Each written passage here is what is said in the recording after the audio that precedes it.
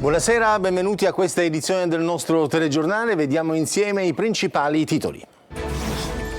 Indagato per naufragio e omicidio plurimo colposi, il capitano del Bayesian sarà interrogato di nuovo domani. I legali è molto provato, valutiamo se rispondere o meno alle domande, attesa per l'autopsia sui corpi delle 7 vittime.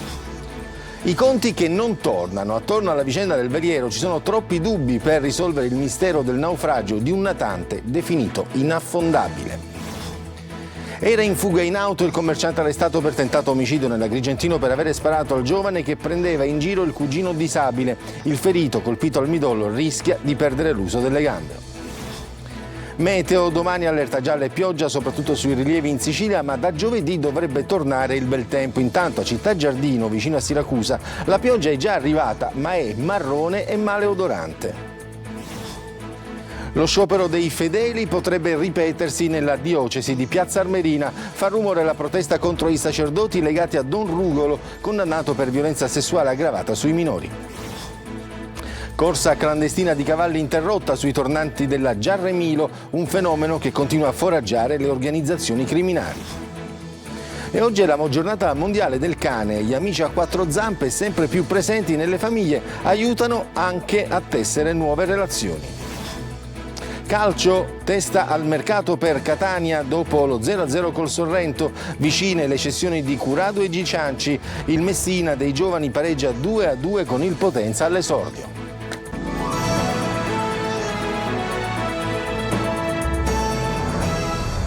E ci occupiamo ancora della vicenda del Bayesian. Domani sarà interrogato di nuovo il comandante del veliero in merito al naufragio in cui sono morte 7 persone, tra cui il magnate inglese Mike Lynch e la figlia diciottenne. La difesa sta valutando se rispondere o meno alle domande. Intanto la procura di Termini Imerese ha dato l'ok a lasciare l'Italia per gli altri membri dell'equipaggio, escluso naturalmente il comandante e l'ufficiale in seconda, Manlio Viola. Sarà ascoltato di nuovo dagli inquirenti nelle prossime ore James Catfield, il comandante neozelandese cinquantenne del Bayesian, ormai iscritto nel registro degli indagati dalla Procura di Termini Imerese, che ipotizza i reati di naufragio e omicidio plurimo, entrambi colposi. L'interrogatorio di domenica infatti è stato interrotto quando la posizione del comandante è passata da persona informata sui fatti a indagato. Non si sono potuti affrontare quindi i punti nodali riguardanti i portelli eventualmente aperti e il ruolo dell'uomo che era in plancia al momento dell'arrivo nel nubifragio. La difesa deve ancora decidere se Catfield risponderà alle domande, visto che non sono stati ancora resi noti i risultati delle perizie fin qui effettuati. Per motivo tecnico o legale gli avvocati potrebbero consigliargli di avvalersi della facoltà di non rispondere. Adesso gli inquirenti hanno ascoltato anche tutto l'equipaggio e dopo aver verbalizzato le dichiarazioni hanno dato il permesso di rientrare a casa nei paesi di origine alle 3 hostess e ai marinai, al nostromo e all'ufficiale tecnico. Devono invece restare in Italia per il momento non solo il comandante indagato, ma anche il suo primo ufficiale, mentre sono già rientrati a Londra i 6 passeggeri superstiti del naufragio. Ora potranno farlo anche dunque i 7 membri dell'equipaggio su 9. Si attendono ancora invece gli incarichi ai periti per eseguire le autopsie sulle salme delle 7 vittime. I corpi sono stati trasferiti all'Istituto di Medicina Legale del Policlinico per essere conservati nelle apposite celle frigorifere dell'obitorio in attesa delle disposizioni della Procura. Infine i sub della Guardia Costiera sono tornati a immergersi nella zona dove è affondato il veliero per eseguire alcune verifiche richieste dalla Procura dei Termini e verificare anche possibili sversamenti di idrocarburi. Al momento le chiusure stagne dei serbatoi della nave, che contengono 18.000 litri di gasolio, stanno tenendo e non si registrano perdite. E attorno alla vicenda del naufragio ci sono troppi dubbi, tanti nodi da sciogliere per risolvere il mistero di un naufragio di una nave che era definita inaffondabile. Simona Mazzone. Sul come è affondato il Bayesian ci sono pochi dubbi. Rimane da appurare il perché.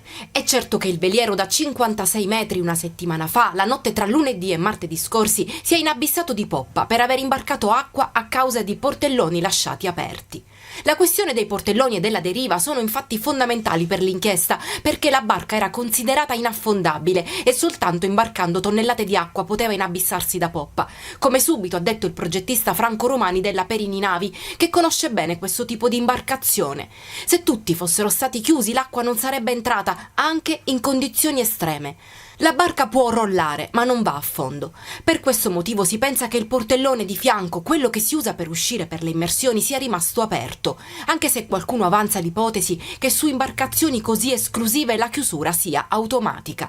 Fatto sta che in un margine di 60 centimetri sono entrate tonnellate di acqua che hanno invaso la sala macchine, se anche quella è stata lasciata aperta. Altro nodo da sciogliere riguarda il tempo. Il veliero è stato colpito dalla burrasca, ha smarrito l'ancoraggio e ha perso il controllo per 360 metri, fino ad affondare. Perché in tutto questo lasso di tempo non è scattato l'allarme? Perché il comandante ha atteso 32 minuti? Catfield avrebbe dichiarato davanti ai magistrati di non essersi accorto dell'arrivo della tempesta, che non sarebbe stata segnalata dai bollettini meteo. Una ricostruzione che tuttavia non coincide con le testimonianze dei residenti e dei pescatori di Porticello, rimasti tutti ormeggiati in porto quella sera, perché in zona era chiaro l'arrivo di un fortunale, annunciato da numerosi fulmini e forti raffiche di vento. E perché sui 10 componenti dell'equipaggio solo uno è deceduto, il cuoco, mentre dei 12 passeggeri ne sono morti 6, peraltro tutti personaggi in vista e dell'alta finanza? L'equipaggio era già sul ponte, consapevole della bufera, e non ha dato l'allarme a chi invece dormiva ancora nella propria cabina? In queste ore di interrogatori dovranno essere sciolti tutti questi dubbi, che magari potranno risolvere il mistero di un disastro che forse poteva essere evitato. Evidentemente l'aggettivo inaffondabile sulle navi non va bene, l'ultima era stata il Titanic e sappiamo com'è finita. Ma cambiamo argomento. Nell'Agrigentino un giovane di 23 anni rischia di rimanere paralizzato dopo essere stato centrato dai colpi di pistola sparati da un 29enne durante un diverbio scoppiato perché il ragazzo aveva preso di mira e deriso più volte il cugino disabile dell'autore del tentato omicidio che è stato arrestato. Davide Sardo. Avrebbe schernito e deriso un suo cugino disabile e lui gli ha sparato. Svolta nelle indagini a seguito del tentato omicidio all'alba di domenica a Ioppolo Giancaxio, in provincia di Agrigento. I carabinieri hanno arrestato e trasferito in carcere Francesco Russo, 29 anni, incensurato, titolare di un bar panificio in via Kennedy. Sarebbe stato lui a sparare il colpo di pistola contro Tommaso Alaimo, 23 anni, adesso ricoverato in neurochirurgia all'ospedale Villa Sofia a Palermo con il midollo osseo perforato e a rischio paralisi. Prima di sparare, Russo sarebbe stato colpito con un calcio al volto. I carabinieri lo hanno rintracciato fuori dal paese mentre al volante della sua auto percorreva la strada provinciale in direzione Raffadali. Ha consegnato l'arma del delitto, una pistola calibro 44 a tamburo clandestina con un altro colpo in canna. Sia il revolver che i vestiti indossati da Russo sono stati posti sotto sequestro. Quando il pubblico ministero Gaspare Bentivegna e i carabinieri lo hanno interrogato formalmente, lui non ha confermato né smentito quanto già raccontato ai militari e si è avvalso della facoltà di non rispondere. I carabinieri hanno interrogato alcuni ragazzi che avrebbero assistito all'episodio per ricostruire i fatti nel dettaglio. Nelle prossime ore è prevista la convalida dell'arresto. E c'è stato un incidente mortale sulla Palermo-Agrigento nei pressi di Bolognetta. Nello scontro tra due mezzi una persona è morta, la strada è stata chiusa e sono intervenuti i carabinieri e il personale dell'ANAS.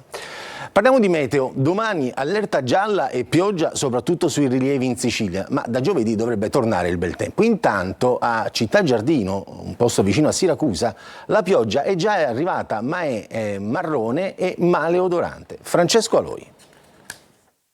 Arrivano le nuvole e ritorna la pioggia. Almeno queste sono le previsioni degli esperti per le prossime ore. Il maltempo dovrebbe interessare soprattutto le zone montuose della Sicilia. Si prevedono giorni con un'alternanza di sole al mattino e nuvole al pomeriggio. Un tempo tipico della parte finale dell'estate. L'anticiclone quindi dovrebbe andare in vacanza per qualche giorno. La perturbazione colpirà soprattutto il resto d'Italia e la nostra regione sarà interessata soltanto di striscio. Un'instabilità che dovrebbe durare fino a mercoledì. Poi, da giovedì, temperature di nuovo su, ma al di sotto dei 40 gradi.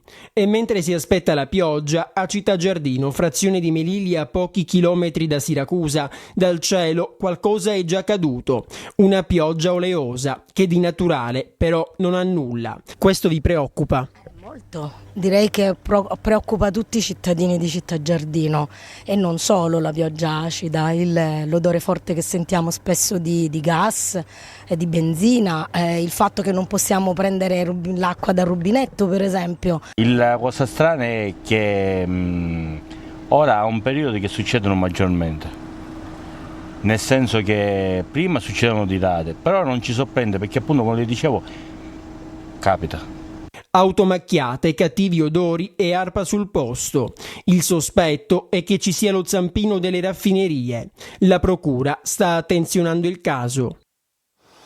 Sta facendo tremare la diocesi di Piazza Armerina, la protesta dei fedeli che hanno abbandonato le messe in alcune parrocchie in cui celebravano sacerdoti legati in qualche modo a Don Giuseppe Rugolo, condannato per violenza sessuale su minori. L'idea della mobilitazione, che potrebbe ripetersi in altre parrocchie, è di una giovane ennese, Gerry Italia. Lo sciopero dei fedeli sta scutendo dall'interno la diocesi di Piazza Armerina. Il flash mob dei giorni scorsi messo in atto in alcune chiese di Enna, dove officiavano prelati collegati alla vicenda di Don Giuseppe Rugolo, il sacerdote condannato a 4 anni e mezzo di carcere per violenza sessuale aggravata a danno ai minori, ha visto decine di persone alzarsi in piedi e abbandonare le chiese, esponendo all'esterno degli edifici di culto dei cartelli con alcune frasi del Vangelo e uno più grande con la scritta "Non accetto prediche da chi copre un abuso". Un flash mob coordinato contro i silenzi della diocesi di Piazza Armerina e contro i presunti insabbiamenti del vescovo Rosario Gisana, che secondo i giudici del tribunale di Enna che hanno condannato Rugolo avrebbe facilitato con il suo comportamento gli abusi perpetrati dal sacerdote. Ed è contro questo silenzio prolungato della diocesi e del suo vescovo che sostanzialmente i fedeli si sono mobilitati. L'idea è nata da una giovane attrice ennese, Sara D'Angelo, che da anni vive a Bologna. Sembrava incredibile che le loro chiese fossero piene, che nessuno avesse alzato il ditino, e in questo modo Antonio e la famiglia rimanevano soli, simbolicamente con loro tutte le vittime degli abusi all'interno della chiesa. Così ho chiamato Antonio, che all'epoca neanche conoscevo, per raccontargli come stavo, come mi sentivo e proporgli la mia idea. Sara non si aspettava tutto questo clamore, ma adesso intende andare avanti con nuove iniziative. Non mi aspettavo una partecipazione così forte e numerosa e sentita da parte sia di persone lontane dalla Chiesa, ma anche di cattolici praticanti, i miei genitori in primis e tutta la mia famiglia. E poi la gioia è cresciuta ancora di più quando, dopo aver postato il video sui social, si sono unite a noi un sacco di altre persone. Il flash mob ennese potrebbe non essere un caso isolato. In questi giorni diversi fedeli delle parrocchie diocesane si starebbero organizzando per realizzare iniziative simili nelle loro parrocchie. In molti chiedono le dimissioni del vescovo.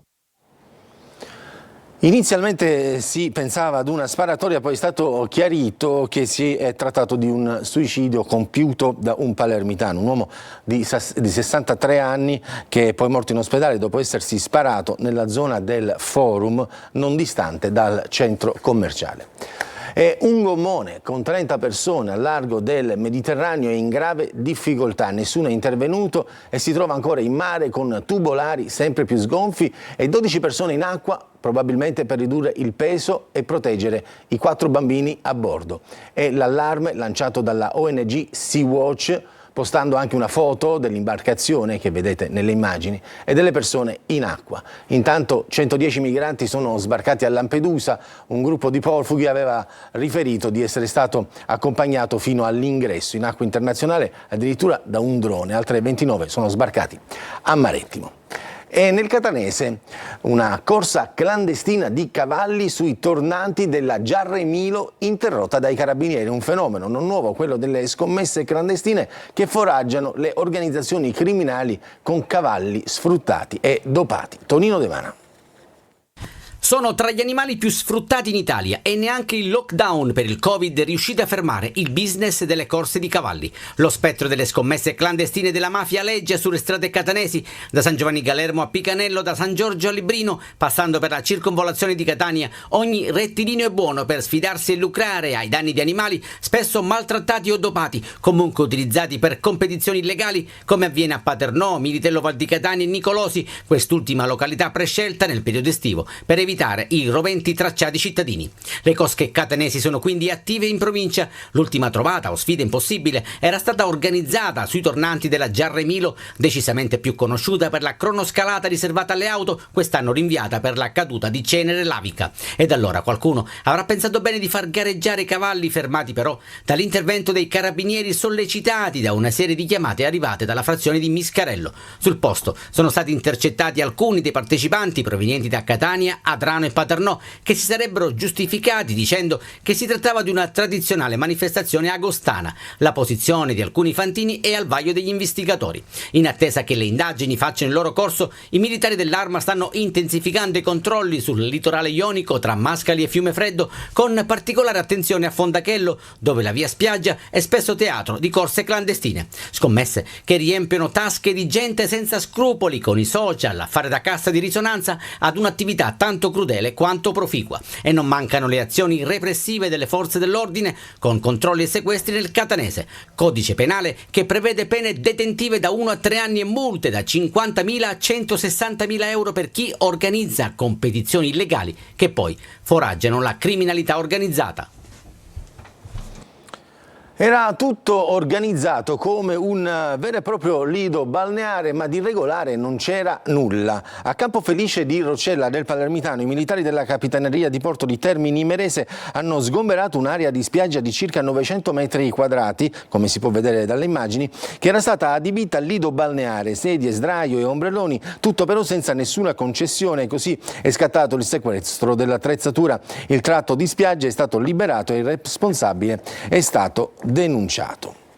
E cambio al vertice del comando dei Vigili del Fuoco in Sicilia, nominato Agatino Carrolo, che vedete nella foto, dirigente generale del Corpo Nazionale dei Vigili del Fuoco, che attualmente ricopre analogo incarico in Friuli Venezia Giulia, che è stato in passato il comandante dei Vigili del Fuoco di Palermo. L'attuale Gaetano Vallefuoco assumerà invece a Roma l'incarico di capo della Direzione Centrale per la Salute. Adesso c'è la pubblicità, poi torniamo per parlare dei nostri cani.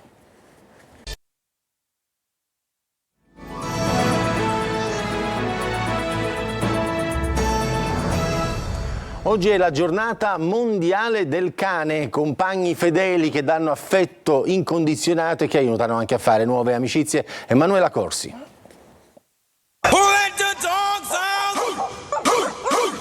Randaggi o di razza, trovatelli, di taglia piccola o grande, non importa. Sono loro, i cani, i migliori amici dell'uomo, capaci di dare amore incondizionato, fedeltà e compagnia al proprio padrone. Sono di ottima compagnia, poi così fedeli, gioiosi. Magari le persone ti possono anche ferire. Un cane penso che non succeda mai. Il 26 agosto si celebra la giornata mondiale del cane, istituita nel 2004 con l'obiettivo di rendere omaggio ai migliori amici dell'uomo, ma anche di sensibilizzare sull'importanza del prendersi cura di loro nel migliore dei modi. Il cane, per me è assolutamente tutto, è famiglia, non è solo un amico, è proprio un membro della famiglia. Se negli ultimi anni sempre più coppie scelgono di non avere figli, secondo i dati cresce invece la voglia di adottare un cucciolo. Probabile, perché loro sono bambini che non crescono mai, quindi ti danno tanto amore. È capitato nel mio caso, però non ho figli, ma ho un figlio peloso, ho 4 zampe. Viziare il cane o umanizzarlo letteralmente è un errore che facciamo molti in buona fede. È compito nostro appunto far capire alle persone qual è il modo giusto per gestire bene un cane, sia in casa e sia fuori. Avere un cane poi aiuta i single, e speriamo soltanto loro, a fare nuove conoscenze. Ci sono stati diversi amori che sono sbocciati in questo parco, comunque si cucca alla grande. Passeggiando il cane, perché la scusa qual è? Come si chiama, quanti anni ha, è maschietto e femminuccio, e alla fine poi ci si scambia il numero di telefono. E dai più giovani arriva un messaggio importante, soprattutto in questo periodo estivo. Non abbandonate i cani, anzi adottateli, ai canili soprattutto. E nella giornata dei cani, 2 esemplari dai nomi Maui e Ares dell'unità cinofila della Questura di Catania, uno dei 2 lo vedete in foto, hanno scoperto quasi 350 grammi di hashish e marijuana nell'abitazione di un 79enne che è stato sottoposto agli arresti domiciliari. La sostanza stupefacente è stata sequestrata. Agli agenti delle volanti l'uomo ha detto di aver trovato la busta per strada e, incuriosito, l'aveva conservata in casa senza curarsi del suo contenuto. Anna è il grande successo soprattutto tra i più giovani, a 20 anni è già sul podio della canzone italiana tra le donne più ascoltate nel nostro paese, i fan l'attendono in Sicilia. Nei locali della Movida, questa canzone l'avrete ascoltata sicuramente, è una delle hit dell'estate firmata da Anna.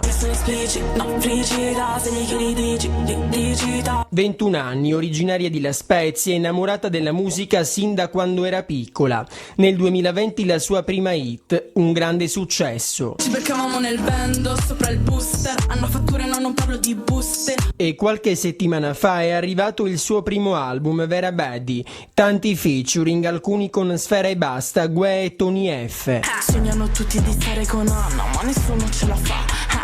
Popolarissima soprattutto tra gli under 20, un fenomeno della musica italiana del momento. Adesso c'è la pubblicità, poi torniamo per parlare di calcio.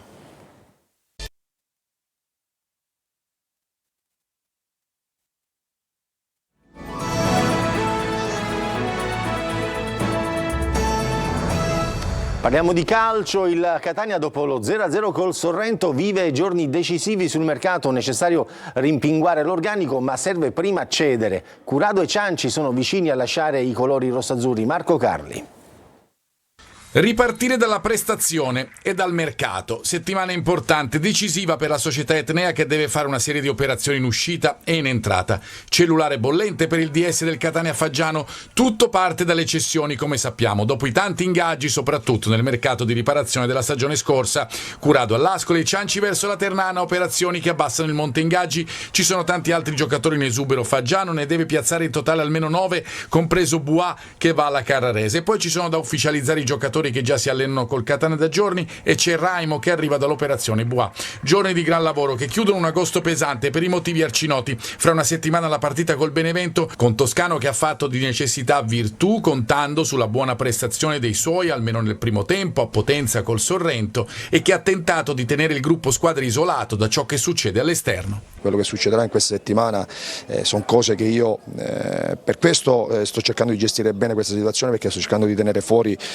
la squadra e tutti da situazioni esterne e di concentrarci sul campo, perché poi quello che possiamo determinare è il campo, fuori non possiamo determinare noi. Pareggio 2-2 al Franco Scoglio per il Messina contro il Potenza, giallorossi a segno con una doppietta del giovane Anatriello. Sergio Colossi.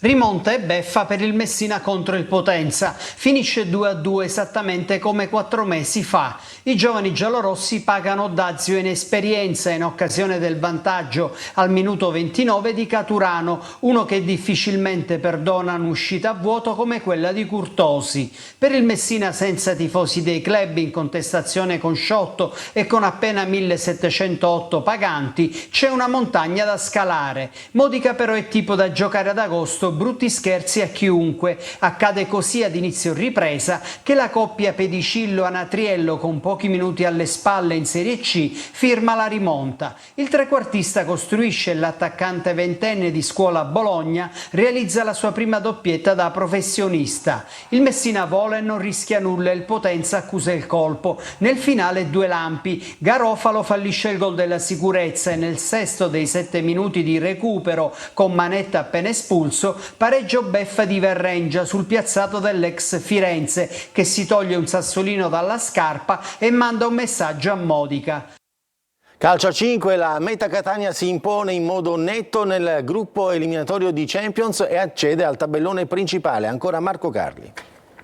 3 vittorie su 3 partite e anche con punteggi importanti che denotano qualità del gruppo e convinzione. La Meta Catania si qualifica al main round di Champions League e onora ancora di più lo scudetto vinto. L'ultimo successo del girone con i danesi dello Jorring, dopo un primo tempo equilibrato con anche il vantaggio danese. Ecco veemente il ritorno degli uomini di coach Juan Ra. La Meta Catania accelera con Pulvirenti, Arillo e Pod e chiude 6-2. A fine ottobre il girone del tabellone principale con i rossazzurri che vorrebbero ospitare l'evento al Palacatania. Questo passaggio al turno oltre a essere, come dire, meritato, debba essere, mi auguro sia l'inizio di una grande esperienza, perché abbiamo fatto richiesta alla UEFA di ospitare il main round proprio a Catania, quindi ci auguriamo che riusciamo, grazie anche all'aiuto della divisione, a portare a Catania questa grande manifestazione che significherebbe per noi fare conoscere ulteriormente Catania e il futsal catanese. È tutto per questa edizione del nostro telegiornale, grazie per averci seguito, buon proseguimento di serata.